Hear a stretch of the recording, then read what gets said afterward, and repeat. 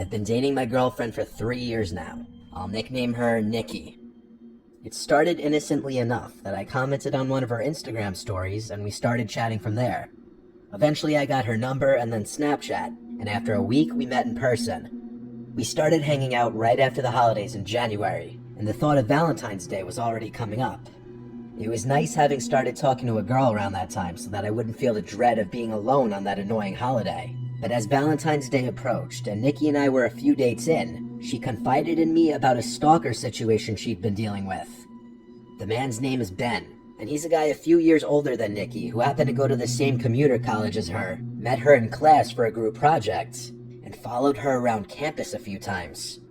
She never involved police or anything, shockingly. Hearing that this guy found out where she lived, sent her a bunch of creepy texts which she ignored.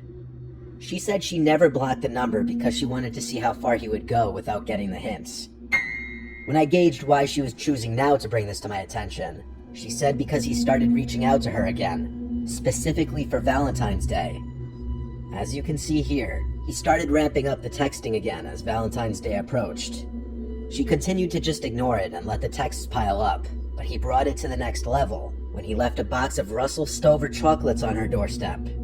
She knew it was from him because he texted her, "I hope you like the gift I left you." This was when she decided to put an end to it, and replied to him a long message which I won't share for her privacy, but in short, she said he needs help, and that she's seeing someone now, so to leave her alone. There are a number of ways to get someone's address this day and age, but she was scared that he got it by following her home one day. I did my best to make sure that she knew I wouldn't let him do anything to her. Well, fast forward maybe a few days, and Nikki sent me a concerning screenshot. It was a screenshot of some text from a fake number, asking if the guy she was seeing was me. Me as in, he wrote my name. Now I felt involved, and that made me feel moderately uncomfortable. To this point, all I've heard of this guy was that he was a very creepy and overly persistent texter, and potentially followed the girl I'm seeing home to her house. And now he's texting her on fake numbers, bringing up my name. It was reaching the point where Nikki was close to calling the police if this didn't stop. I told her I'd go to the police station with her if he reached out one more time. Fast forward to Valentine's Day. It was on a Friday this year. Nikki and I went out to eat at a nice restaurant that sat on the water. We were at an outside table because the weather was nice. As we ate, we both took notice to a guy sitting on a bench outside of the dining area by the parking lot with a hat conspicuously pulled down his face as if he were hiding. Nikki made a joke, "What if that's Ben?"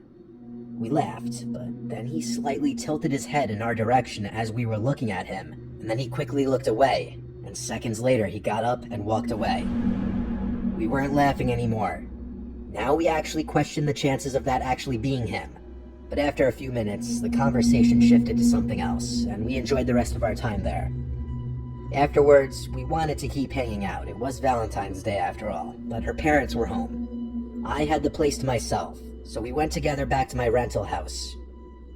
We were on the couch, and things were getting a bit more intimate. That's when Nikki pulled away from me and said, "What was that?" I heard it too. Something from outside in the backyard. "Want me to go check?" I asked. She nodded her head. I went out to the backyard patio, expecting to hear some animals scurrying off in reaction to my presence. I slipped on my slides and walked around the yard, looking around for anything that could have fallen over, and I found what made the noise. The entire stack of beach chairs that was leaning on the house had been knocked over. I don't know how that would happen unless someone or something bumped into them. There wasn't even the slightest breeze that night. I looked around at the bushes that encompassed our yard, and then, as if my brain immediately could spot something out of place, I locked in my vision on something tall in the bushes. My neck jutted forward as I literally tried to focus in and get a better look at what I was looking at. I stepped forward a few steps. I had an oh shit moment when I realized it was someone standing in the bushes. He had seen me notice him by this point. I said, "Who is that?" And the guy started quickly coming out from the bushes, in a quick enough speed that I took it as a threat, as if he were about to charge at me. I took the chance to get him on the ground when he was still struggling with the bushes and twigs, and I yelled at him to stay down multiple times. I yelled Nikki's name until she came outside, and I said call the police. The guy on the ground struggled and tried to get loose a few times, but I more or less had him in a steady hold. When Nikki came outside while talking with the police, I asked her if this was the guy. She gasped and said, "Oh my god, yes." It was the Ben guy who had been harassing her. What's worse is at that moment, I realized he was wearing the same colored shirt that guy with the cap from earlier at the restaurant was wearing. Police got to the house and put him in cuffs. He would be charged with trespassing. And taking advantage of the moment, Nikki showed the officers all of the harassing and obsessive messages she'd been receiving from him. Since he was already being arrested, Nikki pressed charges for stalking and harassment, which the guy ultimately ended up paying a fine for and getting a misdemeanor. Nikki got an order of protection against him, and now if he ever contacts her again, he'll be arrested again.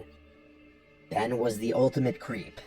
Thank God he's at least halfway smart enough to not have contacted her again, though.